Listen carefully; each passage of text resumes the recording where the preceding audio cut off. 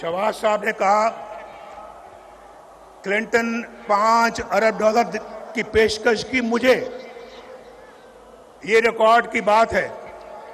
शायद हमारे वजारत खारजा में, फॉरेन ऑफिस में इसका रिकॉर्ड मौजूद होगा, निकलवा के देख लें।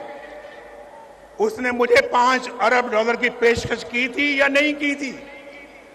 ये 1999 की बात है। आज 23-24 साल हो चुके हैं इसको। 5 अरब, आज तो $1-1 अरब पिछली हुकूमत के लोग मांग रहे थे ना। $1-1 अरब की भीख मांगते थे उस वक्त। $5 अरब और मुझे कह रहा था कि पाकिस्तान के लिए देना चाहते हैं।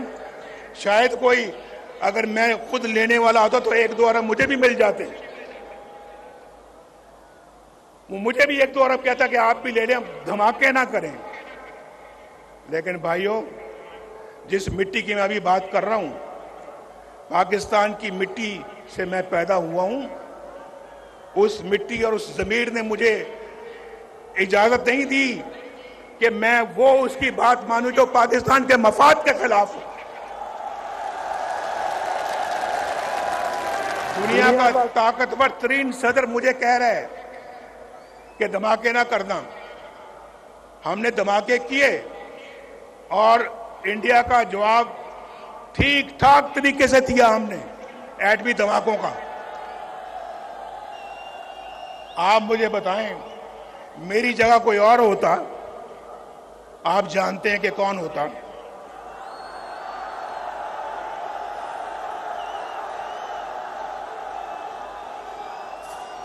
वो अमेरिका के सदर के आगे बोल सकता था?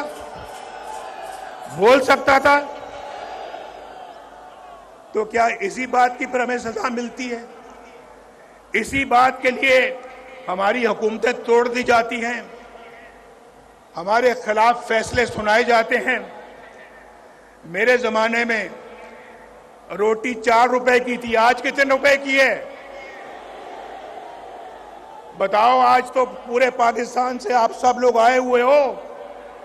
कोई क्वेटा से आया है, कोई चागी से आया है, कोई सिंध से आया है, कोई सूबा केपी से आया है, खैबर से, कोई पंजाब के दूर दराज इलाके से आया है, और कोई गिलगित बल्तिस्तान से आया है। ये देखा, बोल रहे हैं बीच में। और कोई आजाद कश्मीर से आया है। ये आजाद कश्मीर के झंडे भी मैं देख रहा हूं। आप सबको मेरा खसूसी सलाम है, सलाम। वहां रोटी का क्या रेट है बताओ? रोटी कितने की मिलती है? 20 रुपए की। मेरे जमाने में कितने की थी? 4 रुपए की।